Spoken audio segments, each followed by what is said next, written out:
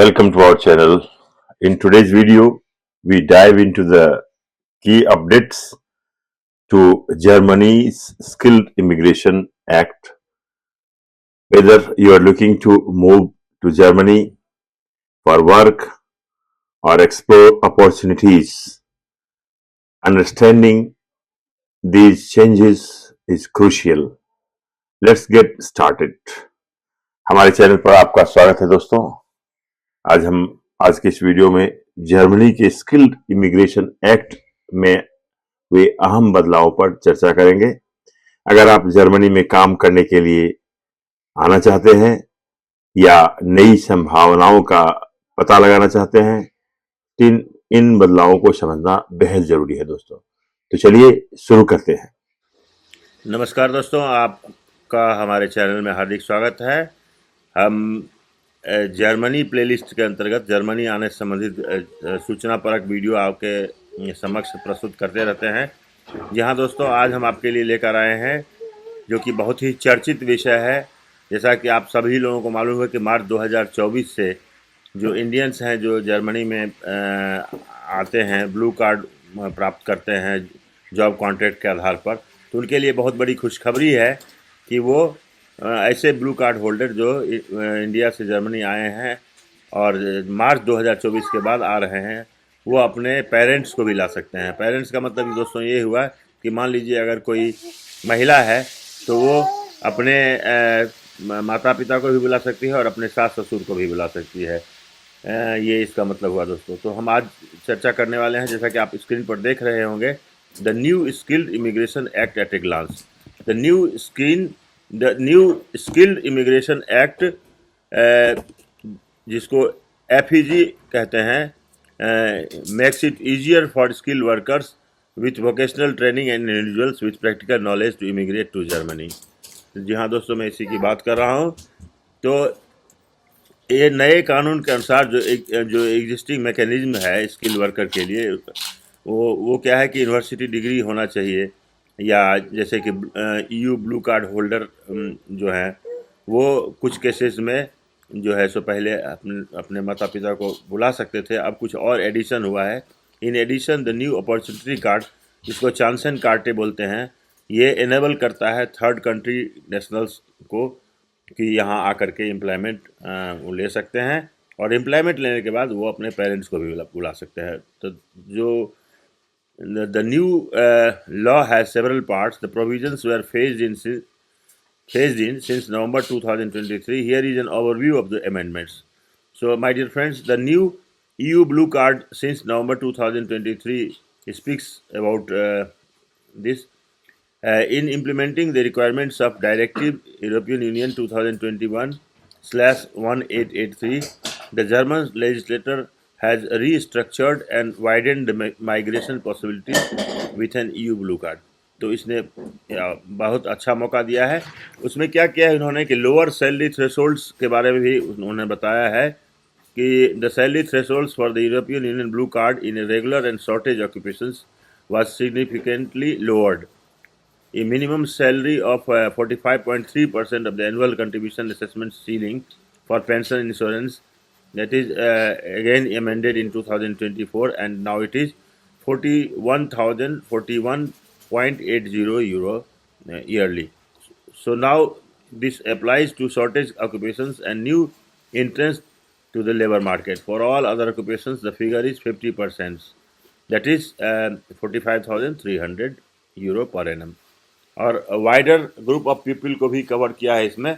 तो new entrants जो हैं वो लेबर मार्केट के अनुसार से तो पॉसिबिलिटी उनकी क्या हो गई है, EU ब्लू कार्ड प्राप्त करने की बहुत ज़्यादा बढ़ गई है, और एक बहुत बड़ा समूह जो है व्यक्तियों का वो इससे लाभान्वित होने वाला है। For example, foreign people who have graduated from university within the last 3 years can obtain an EU blue card if their job in Germany earns them a minimum salary of 45.3% of the annual assessment ceiling for pension insurance, and that is in 2024 it is 41,041 euro approximately per year.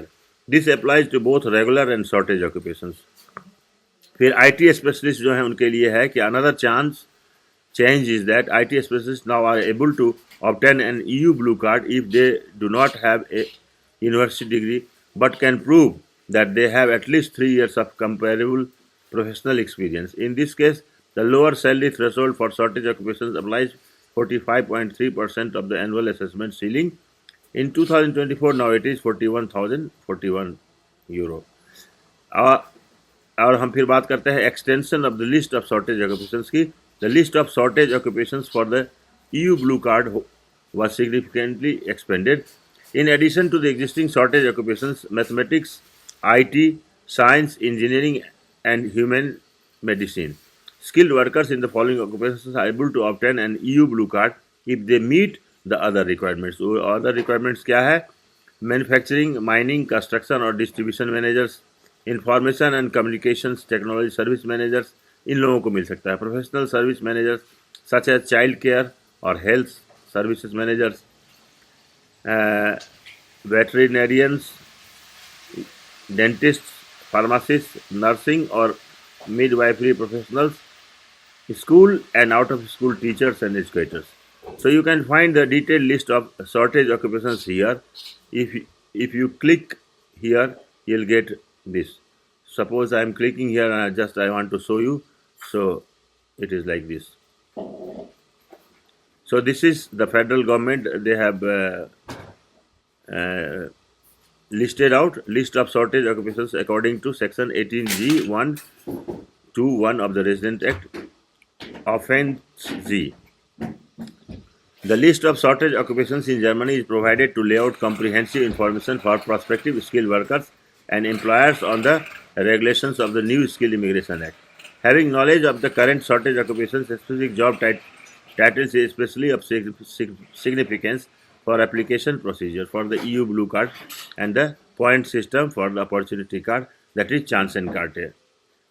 तो इसमें कई group बना रखे हैं दोस्तों. Group 132 है, उसमें manufacturing, mining, construction, distribution manager की बात की गई है. Manufacturing managers, mining managers, construction managers, supply distribution related managers. Group 133 है, उसमें information and communication technology service managers की बात की गई है. ग्रुप 134 प्रोफेशनल सर्विसेज मैनेजर की बात करता है, जिसमें child care service, health service, aged care service, social welfare, education manager, financial and insurance service branch managers and professional service managers not elsewhere classified. फिर ग्रुप 21 है, जिसमें साइंस एंड इंजीनियरिंग प्रोफेशनल्स हैं, physical and earth science professionals हैं. उसमें कौन कौन से हैं? तो physicist, astronomer, meteorologist, chemist, geologist and geophysicist हैं. फिर मैथमेटिशियंस, एक्चुअरीज एंड स्टेटिशियंस हैं. लाइफ साइंस प्रोफेशनल्स हैं, biologist, botanist, zoologist and related professionals. Farming, forestry and fisheries advisers, environmental protection professionals. फिर 214 जो है, उसमें engineering professional excluding electro technology हैं. Industrial and production engineer, civil engineer, environmental engineers, mechanical engineers, chemical engineers, mining engineers, metallurgist and related professionals, engineering professionals not elsewhere classified. फिर 215 group number, उसमें electro technology engineers हैं, electrical engineer, electronic engineer, telecommunication engineer. फिर architects हैं, planners हैं, surveyors हैं, designers हैं. ये 216 group number में आते हैं, जिसमें building architects, landscape architects, product and garment designers, town and traffic planners, cartographers and surveyor's, graphic and multimedia designers. फिर ग्रुप 221 है, जिसमें मेडिकल डॉक्टर्स हैं, जर्नलिस्ट, मेडिकल प्रैक्टिशनर्स हैं, स्पेशलिस्ट मेडिकल प्रैक्टिशनर्स हैं. फिर ग्रुप 222 है, 222, जिसमें नर्सिंग एंड मिडवाइफरी प्रोफेशनल्स वाले लोग आते हैं. ग्रुप 225 है, जिसमें वेटनरी डिपार्टमेंट के लोग आते हैं. ग्रुप 226 है, जिसमें other health professional like dentist, pharmacist, environmental occupational health and hygiene professionals. Physiotherapist हैं, डाइटिशियंस एंड न्यूट्रिशनिस्ट हैं, ऑडियोलॉजिस्ट हैं, स्पीच थेरापिस्ट हैं, ऑप्टोमेट्रिस्ट हैं एंड ऑप्थेल्मिक ऑप्टिशियंस हैं. Health professionals not elsewhere classified. Group 23 it consist about teaching professionals like इसको अलग अलग category में है. 231 में यूनिवर्सिटी और हायर एजुकेशन टीचर्स हैं, 232 में वोकेशनल एजुकेशन टीचर्स हैं, 233 में सेकेंडरी एजुकेशन टीचर्स हैं, 234 में primary school and early childhood teachers आते हैं, 235 में other teaching professionals like education methods specialist, special needs teachers, other language teachers, other music teachers, other arts teachers, information technology trainers, teaching professionals not elsewhere classified है।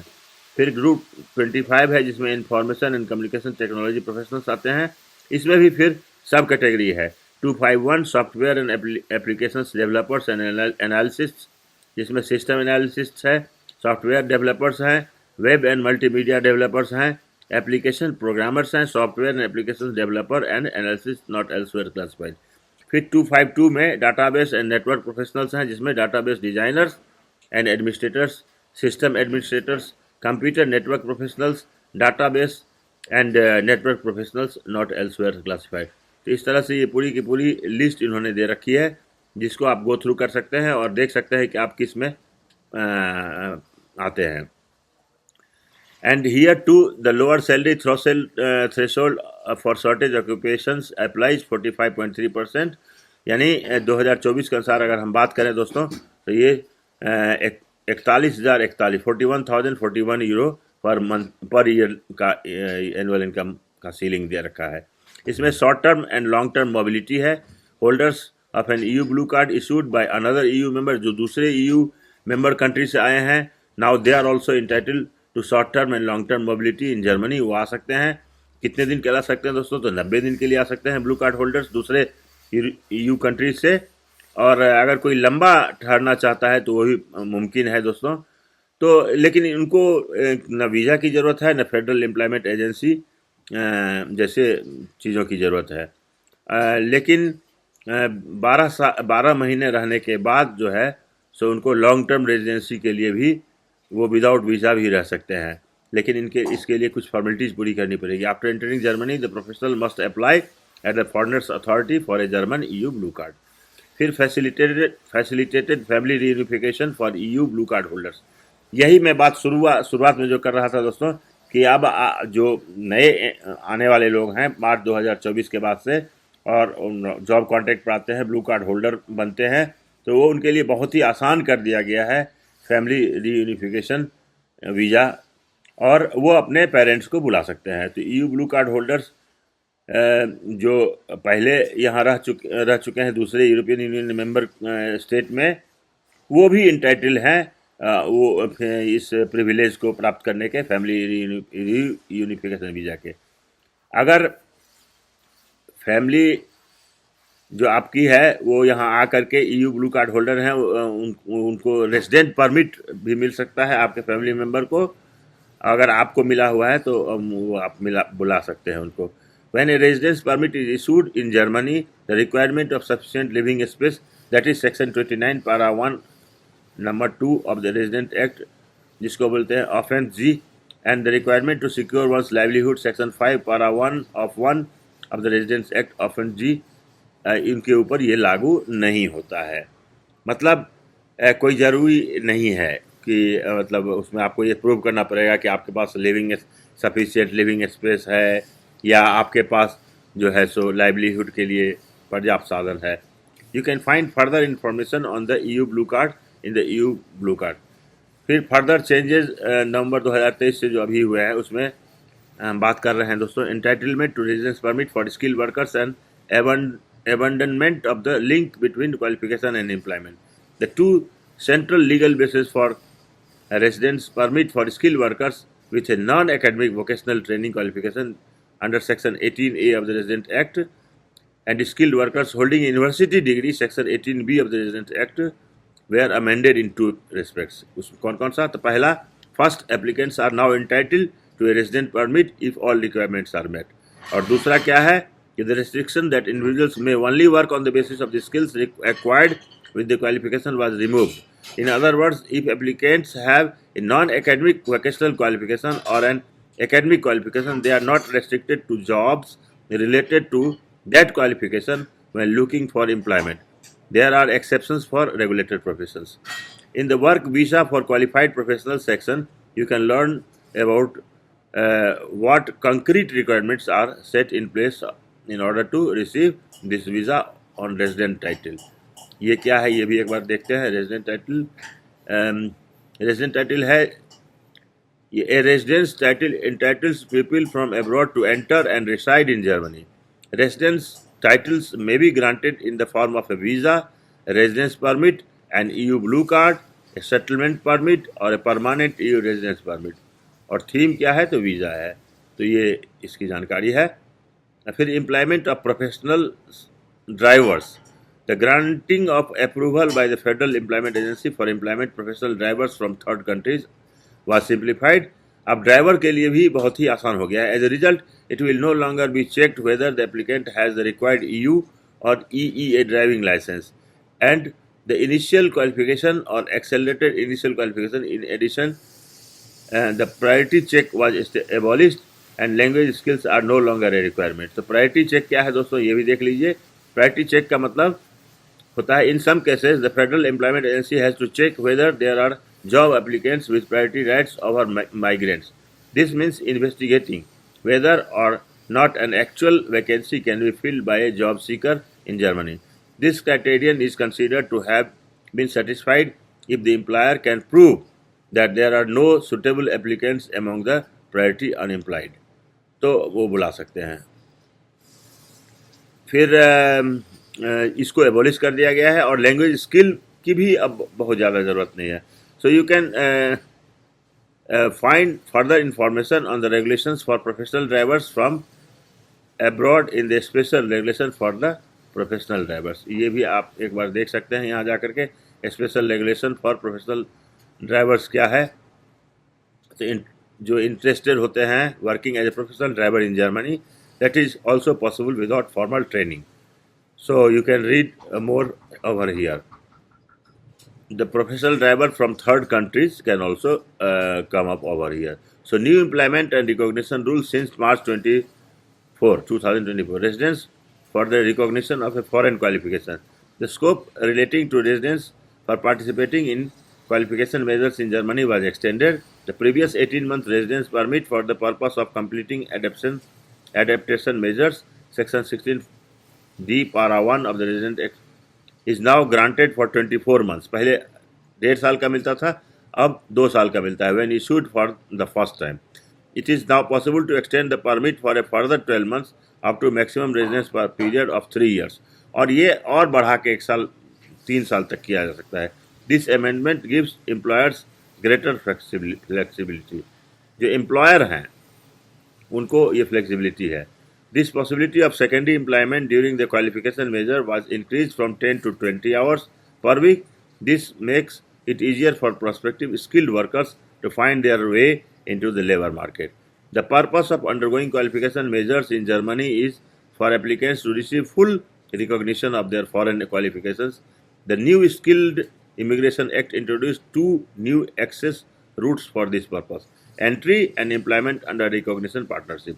The recognition partnership now makes it possible for applicants to obtain a residence title for qualified employment and to complete the necessary recognition procedures after entering the country. In contrast to the previous options for undertaking qualifications measures, it is not necessary to initiate a recognition procedure or to have a notice of partial recognition prior to entry.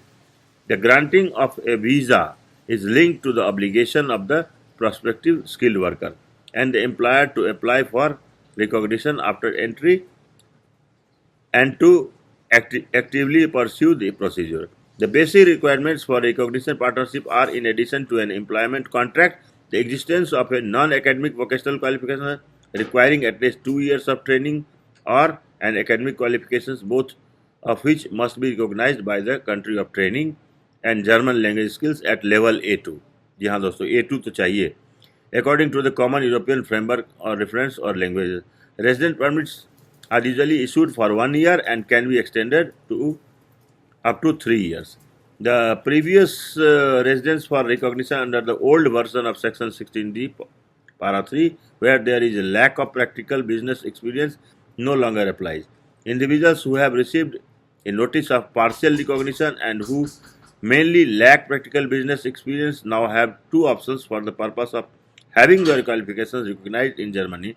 They can, as before, enter Germany either to complete a qualification measure, that is Section 14D Para 1 of the Resident Act, or within the framework of recognition partnership, that is Section 14D Para 3 of New Resident Act. Entry for the purpose of undergoing a skill analysis. The individual seeking recognition who, in the opinion of the competent authority, should undergo a skill analysis in Germany to determine the equivalence of their foreign qualifications may be granted a residence permit for up to 6 months for this purpose. One of the requirement is that they can prove their German language skills. As a rule, German language skills at level A2 और better are required. सो यहाँ दोस्तों A2 करना जरूरी है. अगर A2 आप किए हुए हैं तो आसान हो जाएगा रास्ता. So employment of skill workers. So special provision for a practical professional knowledge. The employment of people with highly developed practical professional knowledge was expanded. The new provision now applies to all non-regulated professions in all sectors. For people with practical professional knowledge, the requirement is that they have a non-academic vocational qualification or an academic qualification recognized by the country of training. In the case of a non-academic vocational qualification, a training period of at least 2 years is required. As an alternative to a state recognized qualification, a qualification from a German Chamber of Commerce abroad may be sufficient under certain conditions. In addition, applicants must have a minimum of 2 years work experience in the occupation they wish to enter. Formal recognition of the qualification in Germany is not required. The job offer in Germany must assure an annual gross salary of at least 40,770 euro per year as of 2024. If the employer is bound by collecting agreements, remuneration according to the collective agreement is sufficient. An employer can be bound by collective agreements either according to Section 3(1) of the Collective Agreements Act (TVG) or if they fall under the rule of university applicable collective agreements according to Section 5 of the Collective Agreement Act (TVG). The collective agreement must also explicitly include regulations for remuneration. For IT specialists, access to the labor market was further facilitated by reducing the required professional experience to 2 years. यानी 2 साल, पहले 3 साल का था, अब 2 साल के अनुभव के साथ भी कोई IT प्रोफेशनल आराम से यहाँ आ सकते हैं. नॉन एकेडमिक वोकेशनल और academic qualification is still not required. Language skills are no longer required for visa purpose. अब लैंग्वेज जो IT स्पेशलिस्ट हैं उनके लिए लैंग्वेज सीखना बहुत ज़रूरी नहीं है वीज़ा प्राप्त करने के लिए. In this case the minimum gross salary of at least 40,770 euro as of 2024 is required per year, or remuneration according to the collective agreement applies as well. Access to the labor market for assistants in nursing from third countries. तो third country से nursing के लिए भी लोग यहाँ आ सकते हैं, हेल्थ केयर प्रोफेशनल्स आ सकते हैं, है ना. और प्री रिक्विसाइट इसकी क्या है कि जो इंडिविजुअल हैं उनको रेलिवेंट वोकेशनल ट्रेनिंग नर्सिंग में जर्मनी में या फॉरेन नर्सिंग क्वालिफिकेशन भी है तो वो भी लेकिन वो रिकॉग्नाइज होना चाहिए जर्मनी में. Job seeking following training in health care nursing professionals. So nursing and care assistants from third country who have completed their training in Germany are now able to apply for residence permit for job seekers. फिर settlement permit for skill workers from abroad, तो उसके अंतर्गत भी ये settlement permit भी जो है वो जर्मनी में दिया जाता है. लेकिन ये जो है so in addition European Union blue card holders भी अब मतलब योग्य हैं कि सेटलमेंट परमिट के लिए वो बहुत ही आसानी से बहुत जल्दी यहाँ आ सकते हैं. It is possible to obtain a settlement permit after 27 months of employment with an EU blue card if the applicant has sufficient knowledge of German. अब यहाँ पर जर्मन B1 कम से कम आना चाहिए तो फिर आपको रेजिडेंट परमिट भी मिल जाएगा.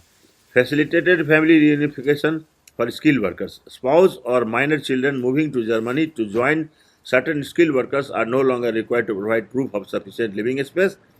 जो मान लीजिए कोई अगर यहाँ पर है स्किल वर्कर तो उसकी पत्नी और उसका बच्चा उसको बुलाने के लिए उसको सफिशिएंट लिविंग स्पेस दिखाने की ज़रूरत नहीं है. In addition these skill workers are now also able to bring their parents अब वो अपने पेरेंट्स को भी, इस तरह के जो लोग हैं जो स्किल वर्कर हैं, वो अपने पत्नी और बच्चे के अलावा अपने पेरेंट्स को भी बुला सकते हैं if the spouse is also a permanent resident of Germany. मतलब जैसे कोई स्किल वर्कर है, ठीक है, और उसकी वाइफ जो है, ये उसका वाइफ या हस्बैंड जो भी स्पाउस, वो परमानेंट रेजिडेंस होल्डर है जर्मनी की, तो their parents in law to join them if they receive their residence permit for the first time on or after 1 March 2024। दोस्तों, यही खुशखबरी मैं आपसे शेयर करना चाहता था कि 1 मार्च 2024 के बाद से जो कोई मतलब स्किल वर्कर है यहाँ पर, मान लीजिए आईटी प्रोफेशनल में काम कर रहा है, किसी भी चीज़ में काम कर रहा है, तो अपने माइनर चिल्ड्रेन और स्पाउस को तो बुला ही सकता है जर्मनी, है ना। और उसके लिए कोई प्रूफ देने की भी ज़रूरत नहीं, उसको स्पेस इतना है कि नहीं है रहने के लिए, कुछ देने की ज़रूरत नहीं है। इसके अलावा ये जो स्किल वर्कर हैं वो अब अपने पेरेंट को भी बुला सकते हैं अगर spouse permanent residency card holder है जर्मनी की, ठीक है। तो उनके पेरेंट्स इन लॉ भी उनको ज्वाइन कर सकते हैं, यानी सास ससुर भी ज्वाइन कर सकते हैं। तो ये लेकिन लागू होता है 1 मार्च 2024 या उसके बाद से। अब फिर residence permit for holders for startup grants, वो उसकी बात कर लेते हैं। Skill workers as defined in section 18 para 3 of the residence act may now be granted a residence permit for up to 18 months for the purpose of setting up a business। कोई अगर business यहाँ setup करना चाहता है, startup शुरू करना चाहता है, तो उसको 1.5 साल का जो है वो रेजिडेंट परमिट मिल सकता है if they receive a grant from a German research organisation और public body for this purpose. Employment of students and trainees, expanded employment opportunity for international students, ये खास करके उन लोगों के लिए बहुत ज़रूरी है जो यहाँ स्टूडेंट वीज़ा पर आते हैं और यहाँ मास्टर्स कर रहे हैं, बैचलर्स कर रहे हैं, मास्टर्स कर रहे हैं, रिसर्च कर रहे हैं। तो the possibilities for secondary employment for third country nationals studying in Germany on student visa were expanded. The previous annual working time account of 120 full days or 240 half days was increase to 140 full days or 280 half days. पहले क्या था कि 120 दिन ही काम कर सकते थे। Full day का मतलब एक दिन का 8 घंटे का होता है दोस्तों, तो उस हिसाब से आप कैलकुलेट कर सकते हैं। तो 120 दिन की जगह अब 140 दिन, यानी 20 दिन और बढ़ा दिया गया स्टूडेंट के लिए। In alternatively the new rule allows student employees to work up to 20 hours per week. मैंने पहले 10 घंटे ही था या 16 घंटे ही था, जो अब बढ़ा के 20 घंटे पर वीक कर दिया। यानी कोई भी स्टूडेंट अगर यहाँ आता है तो अपनी पढ़ाई के साथ साथ हर सप्ताह 20 घंटे काम कर सकता है। The amount of the salary and the type of employment are irrelevant. Secondary employment is now also possible from the outset when prospective students participate in preparatory measures for university study. फिर बात करते हैं हम residence for the purpose of seeking a place at a university with career prospects. Entry and residence for the purpose of applying to study at a German higher education institution remains possible for third country nationals. Prospective students are now able to take up a part-time job of up to 20 hours per week while looking for a place to study. Extension of the possibilities of residence for the purpose of seeking an apprenticeship. Third country nationals may also continue to enter Germany for the purpose of seeking vocational training.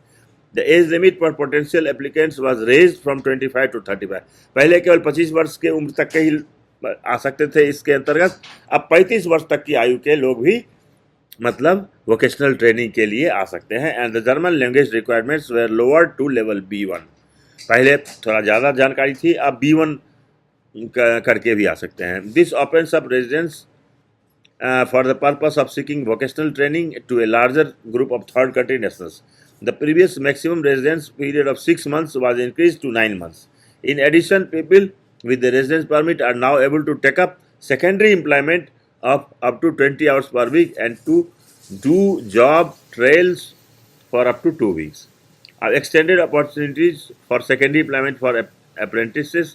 Secondary employment of up to 20 hours per week is now possible for all apprenticeship.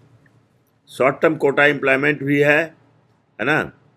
फिर इसमें बात की गई कि the employer is bound by collective agreements and the workers are employed in accordance with the applicable collectively agreed terms and conditions of employment. Employer undertakes to pay the necessary travel expenses in full. जो travel करना है उसके लिए भी employer पूरा पैसा देगा. The plan employment does not exceed 8 months within 12 month period and the working week is at least 30 hours. 30 घंटे तो हर सप्ताह काम देना ही देना है एम्प्लॉयर को. फर्दर अमेंडमेंट क्या हुआ है दोस्तों जून 2024 में? Introduction of A job search opportunity card. तो मेरे ख्याल से वीडियो थोड़ा लंबा हो जाएगा अगर हम इसकी चर्चा करेंगे तो मुझे लगता है कि फिर भी चलो चर्चा कर ही देते हैं. होपफुली ये आपके लिए कुछ उपयोगी होगा. The opportunity card was introduce to enable job seekers to stay in Germany to look for employment. तो इसलिए ही अपॉर्चुनिटी कार्ड शुरू किया गया है खास करके जून 2024 में. उसमें 2 तरीके से अपॉर्चुनिटी कार्ड आप प्राप्त कर सकते हैं थर्ड कंट्री नेशनल्स होने के नाते, और जो कि section 18 para 3 of the residence act के अंतर्गत आता है. उसमें अपॉर्चुनिटी कार्ड बिना किसी स्पेशल रिक्वायरमेंट के आपको मिल सकता है. All other applicants must provide evidence of a foreign academic degree और non academic vocational qualification of at least 2 years duration in each case recognized by the state in the country of the training. A non-academic vocational qualification issued by a German Chamber of Commerce abroad. In addition, a basic knowledge of German level A1 or English level B2 is required. In these requirements, मतलब अगर ये requirement अगर पूरा हो रहा है तो point जो आपको है वो अवार्ड किया जाएगा, है ना. और आपके क्वालिफिकेशन और मतलब जर्मनी में उसकी समकक्षता क्या है, language skills, professional experience, age, links to Germany, potential of accompanying partners और स्पाउस, ये सब की भी ज़रूरत जो है सो पूरी होगी. Applicants must score a minimum of 6 points to receive an opportunity card. अगर 6 पॉइंट आपको मिलता है तो आपको अपॉर्चुनिटी कार्ड मिल जाएगा. Opportunity card are issued for a maximum of 1 year. पहले जो जॉब सीकर वीज़ा होता था वो 206 महीने का होता था, लेकिन ये अपॉर्चुनिटी कार्ड जो है वो 1 साल के लिए मिलता है, provided that holder is able to financially support themselves for the period. अगर आपके पास 1 साल यहाँ रुकने के लिए फाइनेंशियल सपोर्ट सिस्टम मजबूत है तो आपको 1 साल तक का यहाँ मिल जाएगा. It allows the holder to do work trials. आप कोशिश कर सकते हैं, काम ढूंढ सकते हैं और take up secondary employment for a maximum of 20 hours per week. अगर कोई पक्की नौकरी नहीं मिलती है तो 20 घंटे प्रति सप्ताह की भी नौकरी आप पार्ट टाइम जॉब भी सेकेंडरी एम्प्लॉयमेंट के रूप में करके जर्मनी में रह सकते हैं. If an applicant is subsequently unable to obtain another resident title for employment purposes under para 4 section 18 to 21 of the Resident Act, but nevertheless has an offer of qualified employment, the opportunity card can be extended for a further 2 years. तो आपको opportunity card 2 साल के लिए और भी बढ़ सकता है, यानी 1 साल के लिए आप आए हैं, 2 साल और भी एक्सटेंशन इसका हो सकता है. तो आप सेल्फ चेक भी कर सकते हैं दोस्तों अपॉर्चुनिटी कार्ड की. Simply answer the question in the self check opportunity card to find out if you are eligible to apply for an opportunity card. तो आप इस जगह पे जा करके कर सकते हैं. द वेस्टर्न बाल्कन्स रेगुलेशन जो है उसकी भी बात, लेकिन चलिए उससे हम आगे की बात करते हैं. What steps must I take to become a skill worker in Germany. The recognition of foreign qualification, आपका जो क्वालिफिकेशन है वो रिकॉग्नाइज होना चाहिए. Working and living in Germany, recognition for qualification, इस जगह पर जा करके आप इसकी जानकारी ले सकते हैं. Language skills, you need to be able to prove your language skills specially if you are entering the country to look for a place to train or study, as well as for some other types of residence. You can find more information on learning opportunity in the learning German. इस link पर click करने से आप जैसे ही link पर click करेंगे फिर ये लर्निंग जर्मन वाला पेज ओपन अप हो जाएगा, जिसको कि आप देख सकते हैं. Who to contact regarding visa residence? If you are still in your home country, the German diplomatic missions are responsible for issuing the necessary visa. आप जर्मन कंसुलेट में संपर्क कर सकते हैं. You can find the address of German contact point near you on the world map. If you are already living in Germany, please contact your local foreigners authority, जिसको ऑस्ट्रेलैंडर बिहॉर्डर कहते हैं, if you have any questions about residence and visa. As an employer, where can I get more information and support. Initial guidance, these are different issues to consider depending on whether you are recruiting a foreign skilled workers or a trainee, and depending on which country your candidate is from. Get initial guidance using the quick check for employers. ये यहाँ जा करके आप कर सकते हैं. फिर individual advice. Do you have any question or comments? If you are, then you can visit this page, Working and Living in Germany hotline. And मैं makeitingermany.com को का बहुत बहुत शुक्रगुजार हूँ, और कर्टसी के अंतर्गत मैं ये बोल रहा हूँ कि मैंने इन्हीं के पेज से आपको ये सारी जानकारी दी है. Projects for recruiting skill workers और पार्टनर्स प्रोजेक्ट्स जो ये बोल रहे हैं वो पार्टनर प्रोजेक्ट से भी आप इसकी जानकारी ले सकते हैं. ठीक है, current projects for recruiting skill workers, वहाँ जा कर के भी इसकी जानकारी ले सकते हैं. तो इसी के साथ हमारा आज का ये वीडियो यहीं समाप्त होता है. दोस्तों, इसमें हमने बहुत सारी बातचीत की आपसे, और आप खास करके आपको जो ये the new skill immigration act at a glance जो 2024 में परिवर्तन हुआ है उसके बारे में मैंने चर्चा की थी. वीडियो थोड़ा लंबा ज़रूर हो गया, लेकिन I hope it is more useful for all of you those who are there in India and they want to come over here. So thank you for watching fully this video, and in case of any question you can ask me your question in comment section, and I will clarify your doubts regarding this video or regarding this job opportunity or regarding this new skill immigration act. So thank you very much for watching this video, and if you are new to my channel, please do subscribe my channel and like, share और comment करना भी ना भूलें दोस्तों. इससे हमको एक motivation मिलता है. हम आपसे मिलते हैं एक नए वीडियो में एक नई जानकारी के साथ. तब तक के लिए लेते हैं विदा. वीडियो पूरा का पूरा देखने के लिए आपको बहुत बहुत धन्यवाद. Thank you for watching. If you found this video helpful, make sure to like, subscribe and hit the notification bell to stay updated with all the latest immigration news. If you have any questions, feel free to comment below. Video देखने के लिए आपका बहुत बहुत धन्यवाद. अगर आपको यह वीडियो उपयोगी लगी हो तो कृपया लाइक करें, सब्सक्राइब करें और नोटिफिकेशन बेल दबाएं ताकि आप सभी नवीनतम इमिग्रेशन समाचारों से अपडेट रहें. अगर आपके कोई सवाल हैं तो नीचे टिप्पणी करके पूछ सकते हैं. वीडियो पूरा का पूरा देखने के लिए आपको बहुत बहुत धन्यवाद. हम मिलते हैं आपसे नई वीडियो में. तब तक के लिए लेते हैं विदा. Bye bye.